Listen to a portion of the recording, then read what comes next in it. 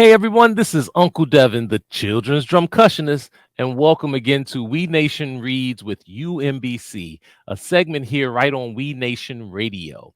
And we're going to talk to another wonderful and amazing author, Gabi Garcia. And so we're going to bring the author in just a moment. But first, let me just say that you're listening to We Nation Radio. This is the best in family-friendly global beats for little feet. We stream R&B, hip hop, funk, jazz, reggae, go-go, calypso, African world rhythms, music from all the Latinx countries and more, all for children 0 and 12, 0 to 12. That's age appropriate and culturally relevant. You can download our app right now onto your phones, your mobile phone. Just go to your Android or iPhone and look up We Nation Radio with two E's. That's because We Nation stands for Watoto Entertainment and Education. And Watoto is a Swahili word that means children. So this is the best in children entertainment and education that you're going to find anywhere. So it's free of charge. There's no commercials. And now we have music and we have also wonderful books and stories like the one we have today. So I sure hope you are ready. And this book was selected by the University of Maryland, Baltimore County's Sherman Center for Early Learning in Urban Communities, or what is called UMBC. And this particular book that we're going to be focusing on, as I mentioned, is part of their Diverse Books Project. And the Diverse Books Project aims to ensure that early childhood educators and teachers and more at their partner schools have access to high quality, diverse children's books and opportunities to share ideas and insights about the book. And so we want to make sure that there's a diversity in the stories that are being told. And that's why the book was selected. And that's why they selected our guest today. I want you to help me to welcome an amazing author, Gabi Garcia. Welcome to We Nation Reads with UMBC. Well, thank you so much for having me. I'm Yes. thrilled to be here. And so tell us, where are you talking to us from right now? I'm talking to you from Austin, Texas. So tell us a little bit about yourself, Gabi. Who is Gabi Garcia? I'm a mama. My daughter turned 10 a couple of weeks ago. I am a children's book author. I'm a licensed professional counselor, although right now I'm not practicing, but I did spend uh, over 21 years working in public schools. And yeah, writing books sort of combines my my interests, my professional and personal interests. I am a dog mama as well, Mhm. and I am learning to be a gardener. Oh, wonderful. Okay. What made you decide to be a gardener? Uh, you know, Plants just make me happy. Yes. And Yes. so, yeah, we have a small yard, and so I'm trying to learn how to grow and cultivate some Mhm. because every Absolutely. time that I look out the window, it brightens my day. Right. I'm with you. And getting our hands and touching Mother Nature and getting one back with nature is a very healing process too, just for whatever we go through in life, good, bad, or indifferent. And so we have been focusing on your book, one of your books. And first of all, you are a book author. How many books have you authored? 10. 10. Whoa. And have the majority of them been children's books, or have there been a variety of audiences that you cater to? I focus specifically on children's books, and all of my books um, are within the social emotional learning realm genre. That goes back to my time working at schools as a counselor and my therapy background, as well as just my own personal interests. That's awesome. And so the one book that we've been sharing, and it's a beautiful story. I really loved it. It's called "Listening to My Body." Tell us a little bit about the book. Who's the illustrator, and what motivated you to write this particular book? Sure. Well, first of all, the wonderful illustrator is Ying Hai Tan, and she is currently based in the United Kingdom. I was motivated to write this book. Boy, I wrote this one maybe 11 years ago. I think I just wrote it out at the time, and I had been just really practicing exactly what the title is saying, is listening to my body. And I was doing that uh, in yoga and as well as professional body-based sort of therapeutic modalities that I was learning about. And I was so excited about it. And I wanted to share it with the students that I was working with. And so I, looked online, looked in libraries, and I couldn't find a book that had this message. So I love books. I liked writing, and I thought, well, let me see if I can write it. So I wrote the first version of it, and I actually, I illustrated it. I went to the copy place, and I was just using that with my students. And after a while, I thought, well, I wonder if this is something that I should put out into the world just more broadly. And it took a while. It took a few years to figure out how to do that, but I was finally able to do that, and that's how it came about.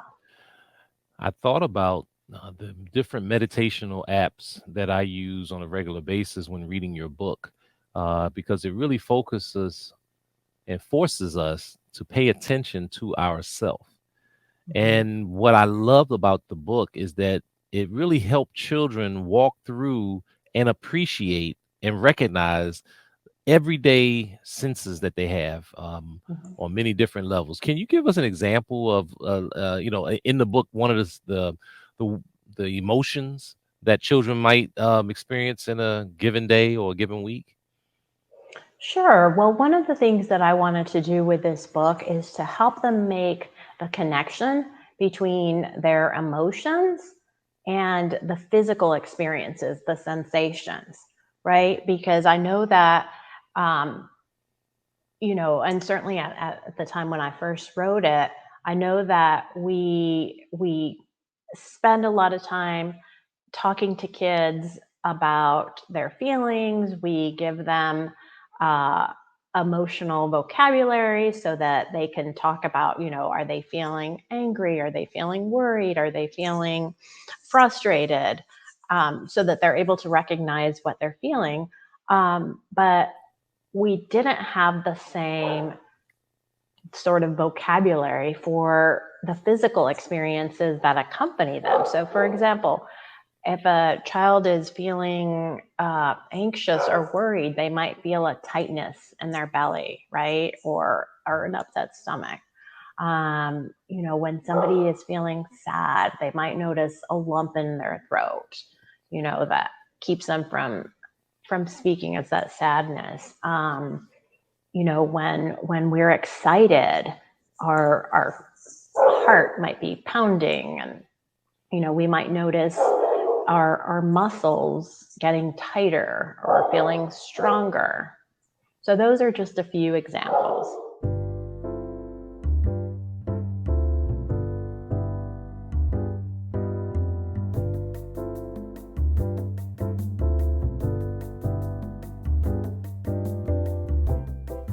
Listening to My Body by Gabi Garcia, illustrated by Ying Hui Tan.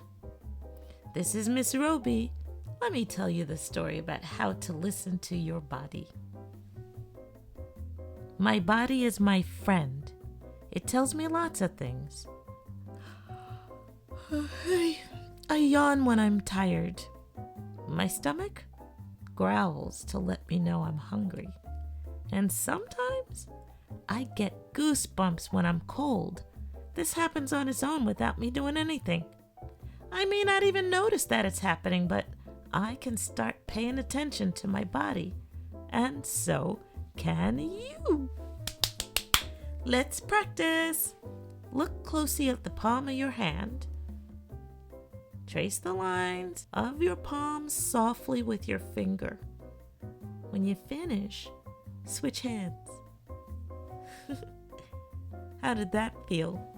When I pay attention and listen to my body, I notice many different sensations. Sensations are feelings we all have inside and outside our bodies.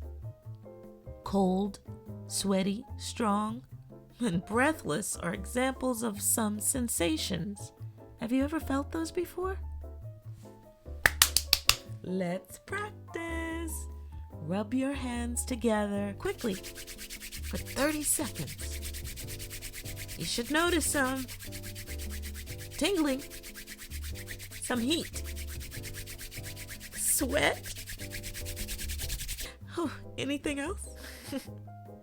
Those are sensations. The sensations in my body are always changing. There's times when my body is so wiggly and squirmy. It's like having ants in my pants. At other times, my body is calm and still. Sometimes the beat of my heart is like a gentle tap. Sometimes it feels like a pounding drum. Let's practice. Place your hand over your heart and find its beat. Then jump up and down really quickly, 15 times. Place your hand on your heart again. You should notice that your heartbeat should go faster. I can also listen to my body for clues about how I'm feeling about the things happening around me. Feelings are not good or bad. They're something that we all experience. Curious, proud, and scared are a few feelings we all have. What are the feelings that you can name? What I've learned from listening to my body is that sensations and feelings go together. I noticed that when I got to ride a roller coaster for the first time, I was super excited that I was finally tall enough to ride it, but I also felt nervous as I climbed on board. My belly felt squishy and fluttery. My mom calls that having butterflies in your stomach, but I thought it felt more like a kitty chasing ping pong balls down there. What sensations do you notice when you're excited or nervous? When I got off the roller coaster, I was buzzing and tingling all over. My eyes were like saucers and I had a smile plastered on my face. I felt awesome. Let's practice. Place your hand on your belly and take 10 deep breaths.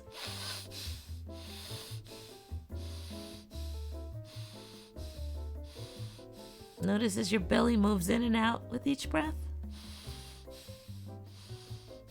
How does your belly feel? Soft? Relaxed? Tight? Something else? Sometimes when I'm sad, I get a lump in my throat that makes it hard to talk or breathe. Soon, warm tears roll down my face and I may start to cry harder. Crying makes me feel better. And so do hugs. We all feel sad at times. What do you need when you're sad? Let's practice. Wrap your arms around yourself and give yourself a gentle hug.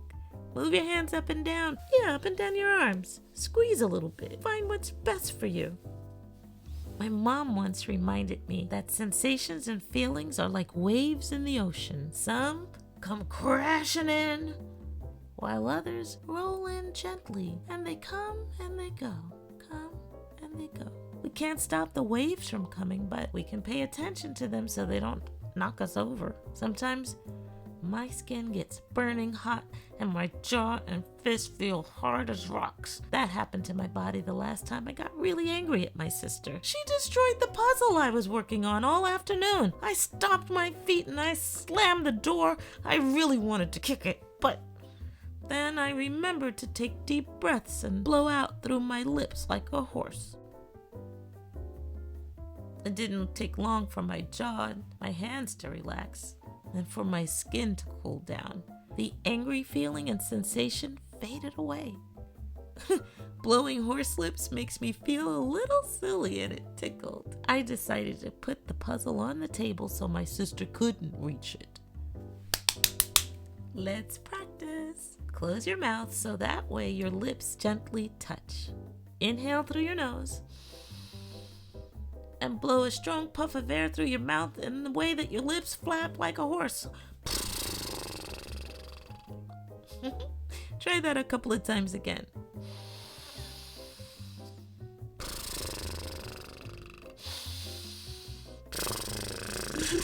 What do you notice? How do your lips and jaw feel? Sometimes I get overwhelmed and I need help from a grown-up. On the first day of school, I woke up super early because I couldn't stop thinking about what my new class would be like. My stomach felt like it was tied in knots and I didn't eat breakfast. In class, it was hard for me to focus on what my new teacher, Miss Morgan, was saying, and my body was shaky. When it was time to line up, I accidentally bumped my desk and knocked my stuff all over the floor. Everything was going wrong. Miss Morgan helped me pick up my things, and I took deep breaths like she reminded me. I told her about my morning, and she explained that our brains have a hard time thinking when our bodies are tired and hungry. Miss Morgan thought I would feel better if I had a snack and rested in a quiet area while the class was at recess. She was right. I was calm and able to focus, so the rest of my day went much better. It's okay to get help when we need it. Who's an adult that helps you? At other times when I'm upset, I can figure out what I need on my own by listening to my body. I can pay attention to my breathing, my heart rate, the temperature of my skin, or any other sensation. Am I hungry or thirsty? Tired or full of energy? Is my belly tense and tight or soft and relaxed? These are just some of the questions I can ask myself. I can also try to name my feelings. Do I feel peaceful or playful? Confused and frustrated? Hurt and cranky? There are many ways that I may be feeling, and they're all okay. Listening to my body and naming what I feel takes practice, but it helps me to figure out what I need. Do I need to have a snack, drink some water, or get some rest? Do I need to take deep breaths or sing my favorite song? Do I need to sit in a quiet place alone or go outside and jump around? I can color or draw, dance, cuddle with my dog, hang around with someone I love. These are the things I do that help me feel calm, happy, or peaceful. Everybody's different, so you get to decide what feels best for you. The more I practice listening to my body, the better I get at responding. And so can you. Okay, let's practice. Listen to your body. Do you want to sit down or stand up? Do you need to be still or move around? Would you like to wiggle and jiggle? Hop and dance? It's your body. You get to decide how you move in a way that feels good to you. So listen to your body. The end. Hey everyone, don't go anywhere. We have an interview with the author, Gabi Garcia, in just a moment. You're listening to We Nation Reads with UMBC.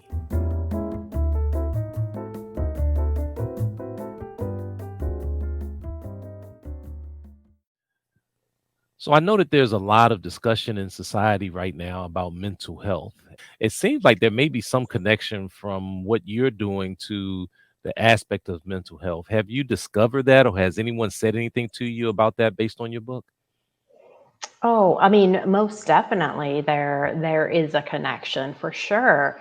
I mean, if we are not able to identify and recognize what it is that we are experiencing, then how are we going to address it? How are we going to deal with it? If we don't have a name, then it's just, we might just be going around, you know, going through our days feeling, you know, whether it's tension. So we're experiencing whatever it is, but if we don't name it, if we don't recognize it, then it just makes it really challenging to deal with, because it's like, well, what are we dealing with? We don't have a name for it. Sure. So it definitely starts with, learning to understand, to identify what we're experiencing, so that we can get to a point of, okay, what is it that I need? How can I address this? Right. Yeah, it's amazing that it appears that society will train children to ignore not only themselves, but like you say, their feelings and not recognize them. They really want us just to be reactive as opposed to focusing in on self and moving forward. So that's what I really appreciated about your book, and I also appreciated the fact that. Your book actually was pretty. It was lengthy from the standpoint of it wasn't just a couple of lines in a rhymey lines. It really touched on and gave some great examples of what children should focus on. What age group would you say that your book has been either written for or has been most attracted to your book? That's interesting. I wrote it when I was working with elementary school aged kids. So, Mhm. that's kind of the spectrum. And the feedback that I've gotten from whether it's parents or counselors or therapists is, sometimes they use it with 5-year-olds to introduce them to this vocabulary language, but also even with the older kids at the elementary. And because you know, a lot of them just haven't gotten it. The other thing that I have heard quite often is that a parent or a grandparent or a teacher will say, I bought this for my child because they were having issues with X, but I ended up learning so much. And I think that's because, I know for myself personally, this was not information that I grew up learning. It was something that I did not learn until I was an adult. And so, you know, I've, I've, I'm grateful that, in reading it to kids, adults are exposed to the information because really it's not just for kids. It's for kids and the grown-ups around them, right? It's equally important, if not more important, for the adults who are supporting and loving and caring for kids to have access to this information, to be able to support kids in their emotional experiences, whatever they are. Do you find as a teacher that this is something that is not regularly taught in many classrooms? I'm hopeful because I think more and more it is being taught, Mhm. as part of um, social emotional learning programs. So I think there is more understanding that, what, there's not going to be any learning in the classroom if kids are dysregulated, if their emotions are all over the place. So, what can we do to support them? And it seems like your book really helps to empower the child because once you tune into your own emotions, there's a sense of power to that where you're controlling your own destiny, your outcomes, your output in life. And so I think that your book also really helps with the issue of empowerment for children to control their own not only control their emotions, but to understand and be aware of their emotions. hmm Yeah, for sure. It's very empowering. Yeah. If even from the standpoint that it can be very confusing Mhm. to go through the day and, like you have your, like your heart pounding or all of these physiological things happening and not really understand what's going on. So I think it is empowering to learn and to understand what's happening with our bodies, to know that emotions have a physiological component to them and that there are things that they can do uh, to address them. Especially, that could mean going to an adult for help, but just even being in a place where they know, okay, I need support. Yeah, this is We Nation Reads with UMBC. I am Uncle Devin, the children's drum cushionist, and I'm interviewing author Gabi Garcia about her book. And the book is Listening to My Body. She's the author of about 10 different books. You can find her books at GabiGarciaBooks.com. And Gabi is spelled Gabi Garcia Books.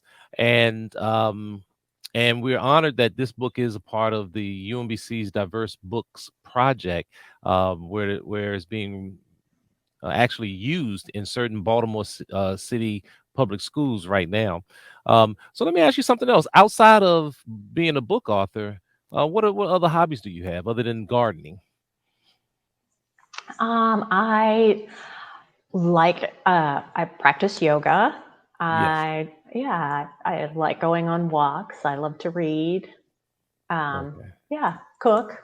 Okay. And I was going to ask you now, what is your favorite food?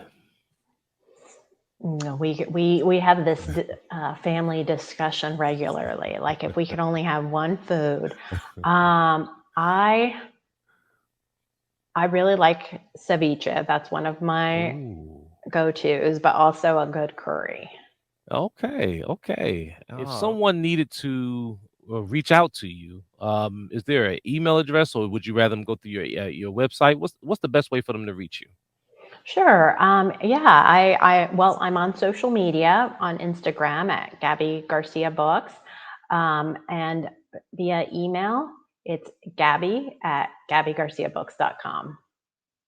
So thank you so much for the work that you're doing and in the efforts to empower children to recognize their own social emotional selves. And I will say for any teacher, parent who are listening, this is a must-have book that you need to read to your child probably as early as 3 years old, and just read. Children love repetition, so you read it over and over again, and just take one aspect of the book Mhm.